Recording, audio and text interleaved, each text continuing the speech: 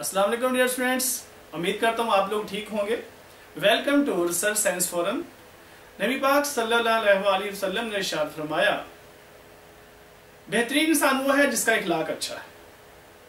तो dear students, आज का जो हमारा लेक्चर है वो है disciplines of biology. Dear students, इससे पिछले लेक्चर में जो हमने बात की थी वो इंट्रोडक्शन था बायोलॉजी का, लेकिन आज का जो लेक्चर है वो बहुत इंफॉर्मेटिव है। आज मैंने आपके सामने कुछ ऐसे ब्रांचेस यानी कि ऐसे डिसिप्लिन डिस्कस करने हैं जो पहले आपने पिछली क्लासों में नहीं पढ़े और ना ही आपने नेक्स्ट क्लास में पढ़ना है। लेकिन ये जो टॉपिक है ये नॉलेज के लिए, इल्म के लिए बहुत ज़रूरी है।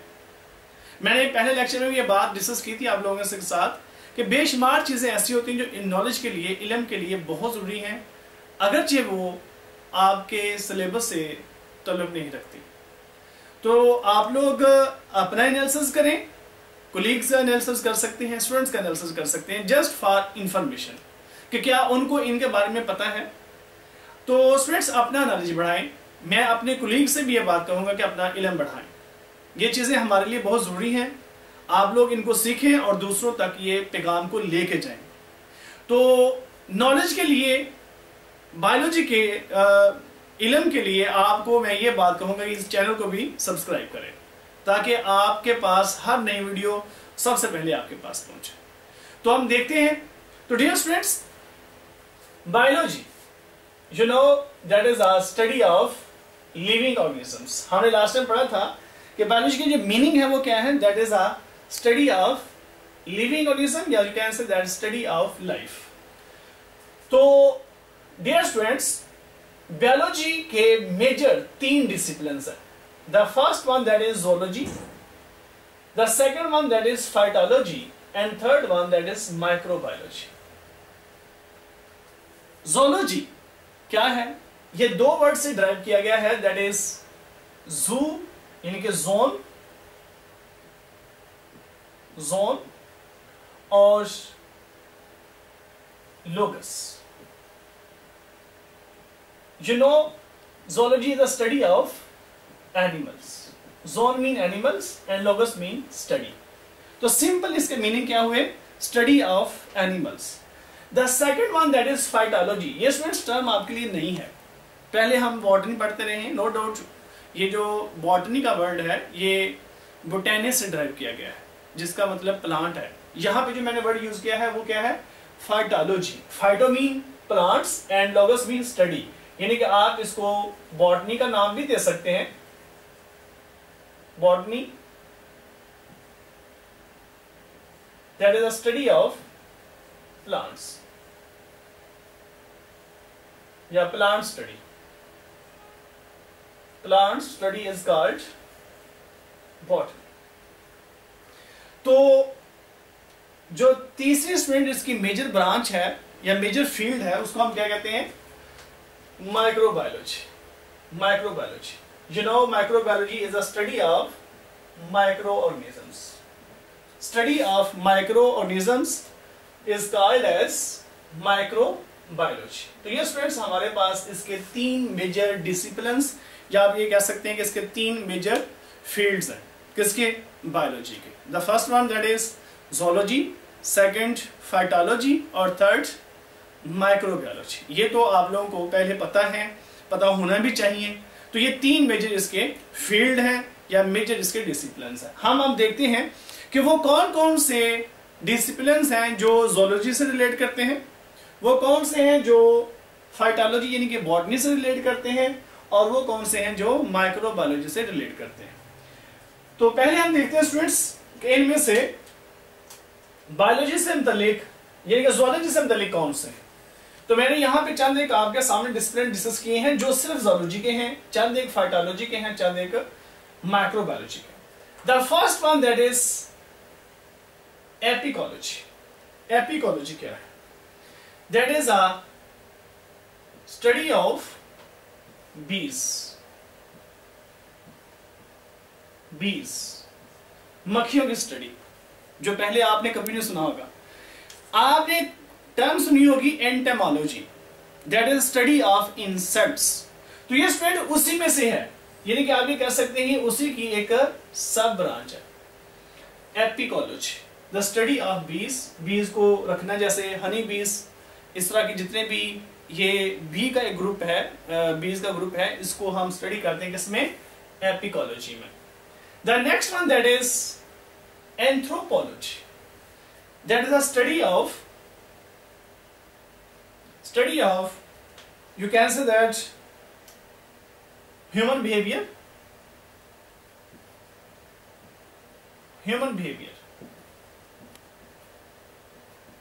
ये स्पेशली एंथ्रोपोलॉजी ह्यूमन से मुतल्लिक है। सोसाइटीज ऑफ मैन, या आप कह सकते हैं ह्यूमन सोसाइटीज,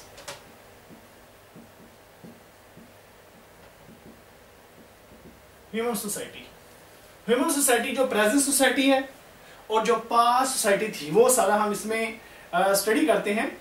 इसके अलावा एंथ्रोपोलॉजी में हम अर्ली ह्यूमन के बारे में डिस्कस करते हैं, किस तरह से, जैसे वो एक एवोल्यूशनरी हिस्ट्री बयान की जाती है कि वो चिंपैंजी से ह्यूमन किस तरह से इवॉल्व हुआ, वो सारी जो हिस्ट्री है वो हम एंथ्रोपोलॉजी में स्टडी करते हैं। तो एक इससे मिलती जुलती एक ब्रांच ह्यूमन बायोलॉजी भी है जो इसके मुतालिक नहीं है, यानी कि हम इसमें ह्यूमन बिहेवियर, ह्यूमन की सोसाइटी, प्रेजेंट और पास्ट सोसाइटीज, और इसमें हम जो अर्ली ह्यूमन है किस तरह से वो इवॉल्व हुआ उसके बारे में हम इसमें डील करते हैं, anthropology. The next one that is parazoology, ये वर्ड आप लोगों ने पहले नहीं सुने होंगे। Parazoology that is study of parazoa, यानी कि आप ये कह सकते हैं simple study of sponges. Sponges क्या है, ये हम चैप्टर नंबर 10 में डिटेल से पढ़ेंगे कि ये ऐसे एनिमल हैं जिनकी बॉडी में बहुत ज्यादा पोर्स होते हैं, इनको पोरिफेरा भी कहते हैं। The next one that is cnidology, यहां पे एक वर्ड जो पहले लगा हुआ है सी, ये साइलेंट है। Cnidology that is study of cnidarians, phylum coelenterata से बिलोंग करने वाले एनिमल, जैसे हाइड्रा है, इस तरह से जैसे ओबेलिया वगैरह, इसमें हम स्टडी करते हैं। The next one that is conchology, study of shells, जैसे मोलस्का के शेल्स वगैरह हैं, उनको स्टडी करना क्या कहते हैं हम? कॉन्कोलॉजी। इथमोलॉजी, ये एक बहुत इंपॉर्टेंट फील्ड है जिसमें हम जस्ट जानवरों का बिहेवियर डिस्कस करते हैं, इथमोलॉजी। ये टर्म है helminthology that is a study of parasitic worms की स्टडी है, यानी कि आप ये कह सकते हैं इट रिलेट टू पैरासाइट्स या parasitology. Entomology that is a study of insects की स्टडी को हम क्या कहते हैं स्टूडेंट्स? एंटोमोलॉजी।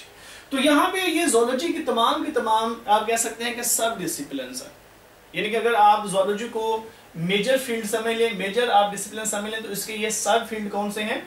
ये जो आपके सामने डिस्कस की जा रहे हैं, apicology, anthropology, parazoology, cnidology, conchology mollusca के शेल की स्टडी है, इससे ichthyology, helminthology, entomology, and the next one that is herpetology that is a study of amphibians and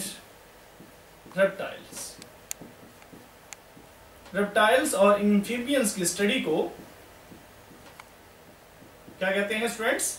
herpetology. ये टर्म आपके सामने जो मैं डिस्कस करने जा रहा हूं ये भी नहीं है, ये साइंस में नहीं आपके लिए नहीं है। ऑर्निथोलॉजी, स्टडी ऑफ बर्ड्स की स्टडी को स्टूडेंट्स क्या कहते हैं हम? Ornithology. The next one that is mammalogy, study of mammals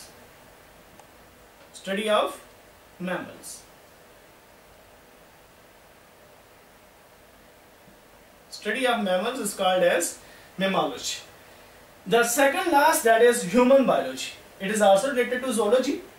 In this branch we deals with the study of that is a story of human evolution. यहाँ पे जो हमने डिस्कस किया था एंथ्रोपोलॉजी में, इसमें हमने डिस्कस किया था कि ये जो ह्यूमन के इंसेस्टर्स हैं उनको भी हम स्टडी करते हैं, हम अर्ली ह्यूमन की सोसाइटी, प्रेजेंट ह्यूमन की सोसाइटी, हम ह्यूमन की लैंग्वेजेस को स्टडी करते हैं किसमें, एंथ्रोपोलॉजी में। ह्यूमन को हम ह्यूमन का बिहेवियर्स में स्टडी करते हैं। मैंने इसमें एक नई टर्म इस्तेमाल किया है कि ह्यूमन की जो लैंग्वेजेस हैं वो भी हम इसमें स्टडी करते हैं किसमें, एंथ्रोपोलॉजी में। तो मैमोलॉजी ये जो ह्यूमन बायोलॉजी के अंदर हम क्या डिस्कस करते हैं, स्टोरी ऑफ मैन, यानी कि ह्यूमन की सारी जो स्टोरी है उसके डेवलपमेंट होने की वो स्टडी करते हैं हम इसमें। हम ह्यूमन की इसमें जेनेटिक्स के बारे में डिस्कस करते हैं, जेनेटिक्स। इसके अलावा हम ह्यूमन के बारे में उसकी जो एनाटॉमी है, फिजियोलॉजी है, उसकी इकोलॉजी है, और हम ये डिस्कस करते हैं कि इंसान किस तरह से इस स्टेज तक पहुंचा है, वो किस तरह से अपने बॉडी के फंक्शन अदा कर रहा है अपने बॉडी के, और उसका सोसाइटी में रोल क्या है। ये सारा हम ह्यूमन बायोलॉजी में डिस्कस करते हैं। The last discipline of the zoology that is जू जियोग्राफी। जू जियोग्राफी आपके ये फर्स्ट ईयर बुक में भी है ये डेफिनेशन। जू जियोग्राफी स्टूडेंट्स 3 वर्ड का कॉम्बिनेशन है। ये अगेन जोन, जियो और ग्राफिया, ये 3 वर्ड का कॉम्बिनेशन है। Zoon mean animal, geo mean earth and graphia mean description, या you can say that describe करना, स्टडी करना। तो जमीन के ऊपर एनिमल की स्टडी को कहते हैं जू जियोग्राफी। आपकी बुक में ये भी लिखा हुआ है distribution of animals on different regions of the earth, that is called as zoogeography. अगर आप फर्ज करें जमीन के ऊपर प्लांट्स के डिस्कस करें तो वो फाइटो जियोग्राफी होगा। अगर आप जमीन के ऊपर लिविंग ऑर्गेनिज्म को स्टडी कर रहे हैं तो वो होगा बायो जियोग्राफी। तो ये तीनों टर्म अलग-अलग हैं। बायो जियोग्राफी इसकी आप कह सकते हैं कि मेजर टर्म है बायो जियोग्राफी, इसकी जो छोटी टर्म है वो जू जियोग्राफी है और फाइटो जियोग्राफी है। तो ये स्टूडेंट्स मैंने आपके सामने ये सारे डिसिप्लिन हैं वो बायोलॉजी के डिस्क्राइब किए हैं। अब हम आते हैं फाइटोलॉजी की तरफ, यानी कि बॉटनी की तरफ हम डिस्कस करते हैं। तो बॉटनी के अंदर जो सबसे पहला कल्चर हम डिसिप्लिन डिस्कस करने जा रहे हैं वो है एग्रीकल्चर। क्या students, agriculture, the first discipline agriculture. तो एग्रीकल्चर क्या है, that is a study of, you can say that crop production,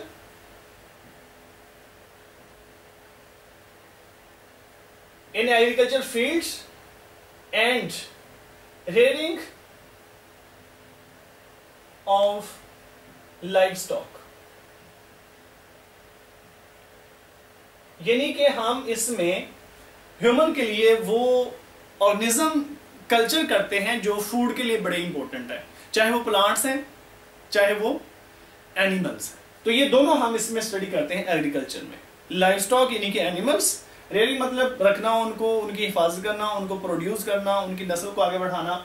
तो यहाँ पे फूड प्रोडक्शन को प्रोड्यूस करना, उनकी आगे जो प्रोडक्शन में इजाफा करना, उनकी नई नई नस्लें प्रोड्यूस करना, जनरेशन पैदा करना, उनकी नई वैरायटी पैदा करना, ये एग्रीकल्चर में है। The second one that is agronomy. Agronomy that is specially related to soil management, soil management and also crop production। इसका तल्लुक स्टूडेंट्स किसके साथ है, सॉइल मैनेजमेंट के साथ और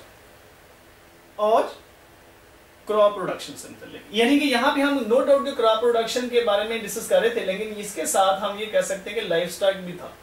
हम यहाँ पे एनिमल के बारे में, फूड के तौर पर, जो एनिमल फूड के तौर पर हम लेते हैं, उनको पालते हैं, वो सारा एग्रीकल्चर में आता है। अगर इसमें से सिर्फ हम क्रॉप की और सॉइल की बात करें तो वो एग्रोनॉमी होगा। The third discipline that is a forestry. जो इसका स्टूडेंट्स तीसरा मतलब डिसिप्लिन है वो कौन सा है, forestry, that is a study of forests. अब फॉरेस्ट को किस तरह से हमने स्टडी करना है, उनको मेंटेन रखने से, मेंटेनेंस ऑफ फॉरेस्ट। इसमें हम कह सकते हैं एफॉरेस्टेशन, फॉरेस्ट नए लगाना, नए फॉरेस्ट लगाना जहां पे फॉरेस्ट नहीं थे, रीफॉरेस्टेशन, जहां पे जंगलात की कटाई हो गई थी वहां पे दोबारा से मतलब फॉरेस्ट लगाना, इसको क्या कहेंगे हम, रीफॉरेस्टेशन। इसी तरह से इसमें एक रिफॉरेस्टेशन है, फॉरेस्ट की मेंटेनेंस, ये सारा किस में स्टूडेंट आएगा? फॉरेस्ट्री में। फिर है एक वर्ड हॉर्टिकल्चर। हॉर्टिकल्चर ये भी एक टर्म आपके लिए नहीं है, ये मतलब आप पिछली क्लास में शायद आपने पढ़ी है, लेकिन एफएससी पार्ट 1 में ये नहीं है। Horticulture that is related with production of और cultivation of plants with reference to fruit production, flowers and also vegetables। यानी कि हॉर्टिकल्चर के अंदर जो हम प्लांट प्रोड्यूस करते हैं वो फ्रूट्स के हो सकते हैं, वो फ्लावर्स हो सकते हैं, वो वेजिटेबल के प्लांट्स हो सकते हैं। यानी कि इसमें हम बागात वगैरह लगाते हैं, फ्रूट्स के हैं, वो फ्लावर्स के हैं, या इसके अंदर हम क्या वेजिटेबल के जो प्लांट्स हैं वो ग्रो करवाते हैं। तो हॉर्टिकल्चर एक बहुत बड़ी टर्म है, इसके अंडर और भी डिसिप्लिन्स हैं। जैसे इसके अंडर आ जाते हैं, हॉर्टिकल्चर के अंडर एक डिसिप्लिन आ जाता है जिसका नाम है olericulture. Olericulture that is only for the vegetables.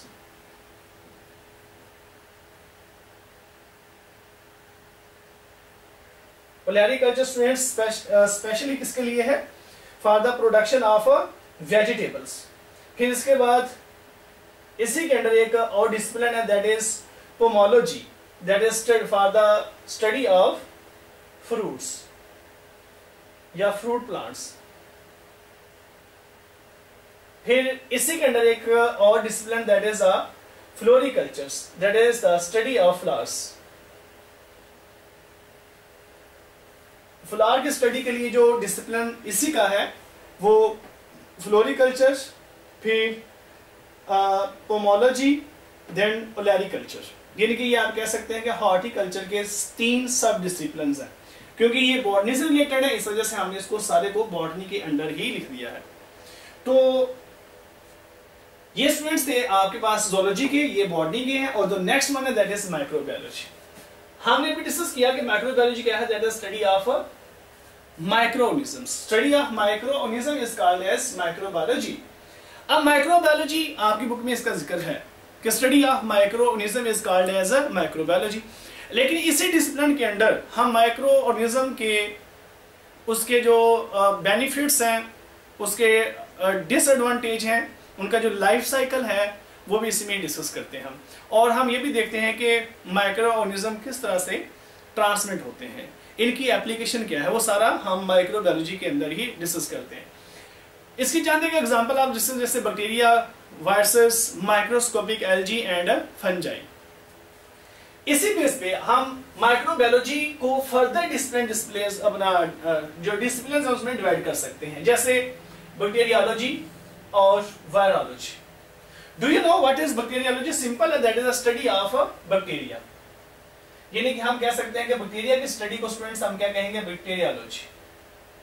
अब इसमें हम क्या बैक्टीरियोलॉजी के अंदर बैक्टीरिया के बारे में क्या कुछ डिस्कस करेंगे। हम बैक्टीरिया के यहाँ पे बेनिफिट्स, इसके एडवांटेजेस, डिसएडवांटेजेस डिस्कस करेंगे।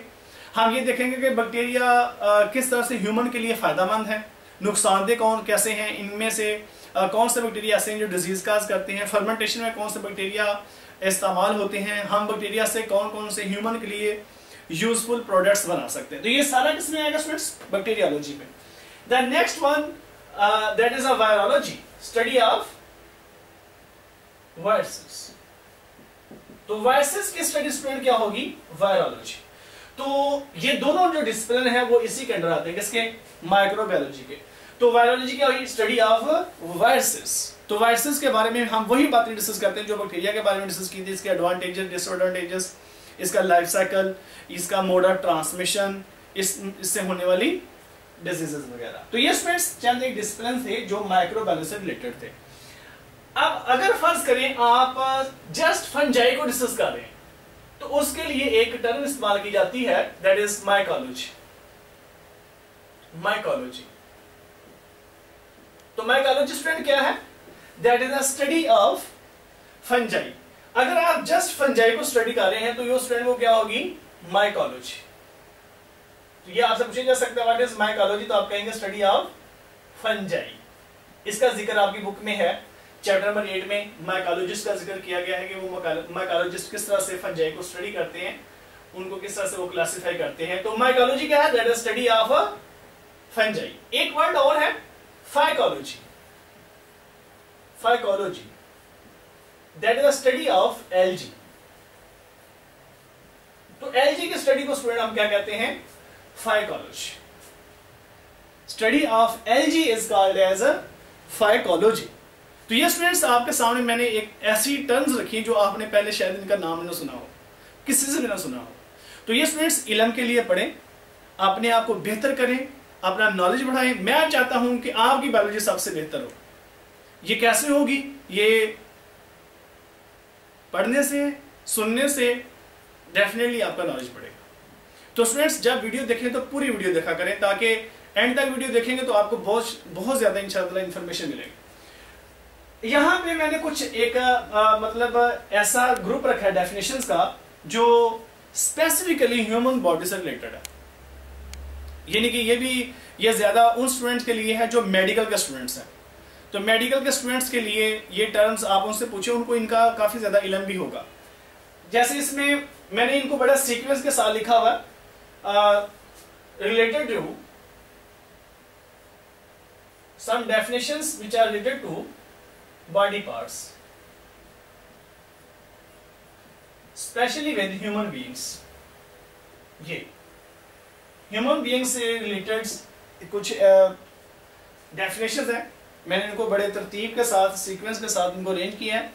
The first one that is trichology। Trichology that is the study of hair। Body के ऊपर पाए जाने वाले हेयर्स, उनका स्ट्रक्चर, उनके मतलब जितने भी उनके फीचर्स हैं उनको स्टडी करने के लिए क्या है? ट्राइकोलॉजी। इसके बाद दैट इज डर्मेटोलॉजी। यानी कि डर्मेटोलॉजी स्किन के मतलब है, उससे मतलब हेयर के बाद हम स्किन पे आते हैं, तो स्किन की स्टडी को क्या कहते हैं? डर्मेटोलॉजी। उसके बाद हम मसल्स के बारे में डिस्कस करते हैं, मसल की स्टडी को स्टूडेंट क्या कहते हैं? सार्कोलॉजी। देन हमारा जो स्केलेटन है, बोन्स की स्टडी को, उसको क्या कहते हैं हम? ऑस्टियोलॉजी। फिर हम जब ब्लड की बात करते हैं, ब्लड की स्टडी, ब्लड के कंपोनेंट्स, ब्लड सेल्स को स्टडी करते हैं, तो वो क्या है? हेमाटोलॉजी। फिर ब्लड के अंदर आपको पता है ब्लड सेल को निकालने तो बाकी क्या पता है? सीरम। सीरम की स्टडी को हम कहते हैं सेरोलॉजी। सेरोलॉजी। फिर हमारी बॉडी में आपको पता है ब्लड में भी और बॉडी में भी हार्मोन्स पाए जाते हैं, ग्लैंड्स हैं। ऐसे हमारी बॉडी में ग्लैंड्स हैं, ऐसे ऑर्गन्स हैं जो जिनकी सिक्रीशन को हम क्या कहते हैं स्टूडेंट्स? हार्मोन्स कहते हैं। उनकी स्टडी को हम क्या कहते हैं students? That is endocrinology, study of hormones या endocrine glands. The next one that is neurology, that is study of neurons, nerves, nervous system. इसको स्टडी को स्टूडेंट क्या कहते हैं हम? Neurology. Cardiology that is the study of heart, इनके दिल को स्टडी करना। वैसे कहते हैं कि किसी के दिल को स्टडी नहीं किया जा सकता, लेकिन दिल की स्टडी को क्या कहते हैं स्टूडेंट्स हम? कार्डियोलॉजी। दिल का स्ट्रक्चर, इसके दिल के फंक्शंस, यानी कि वो किस तरह से ब्लड को पंप करता है, उसके डिसऑर्डर्स, उसको क्या कहते हैं स्टूडेंट्स? कार्डियोलॉजी। तो इसी तरह से एक और डिसिप्लिन है that is dentistry, that is related to teeth. The next one that is nephrology. Nephrology is a study of kidney, nephron, kidney के functions. Nursing that is specially it is concerned with the caring of patients. Sexology that is the study of sexual organs, and the next one that is oncology, the study of cancer diseases. Cancer की disease को study करना क्या कहलाता है students? Oncology. एक और term है इससे related that is enzymology. Enzymology आपको पता चल गया होगा कि एंजाइमोलॉजी क्या है? That is study of enzymes. तो ये स्टूडेंट्स आज मैंने आपके सामने जो डिसिप्लिन्स पेश किए हैं ये बहुत इंफॉर्मेटिव थे। डेफिनेटली आप लोग इनको वन बाय वन याद करें, और ये मुझे उम्मीद है कि आपने पहले तो नहीं सुने होंगे, आप लोग इसको लर्न करें इंशाअल्लाह। इसके बाद एक डिसिप्लिन का और लेक्चर है, उसके बाद आप लोगों को मैं एक टेस्ट दूंगा, वो आप लोग टेस्ट अटेम्प्ट करिएगा और साथ में मुझे उसका आपने फीडबैक भेजना है कि आपका टेस्ट कैसा हुआ। मैं इंशाअल्लाह उसको चेक करके आपको बैक फीडबैक दूंगा। Thank you very much students, Allah हाफिज़।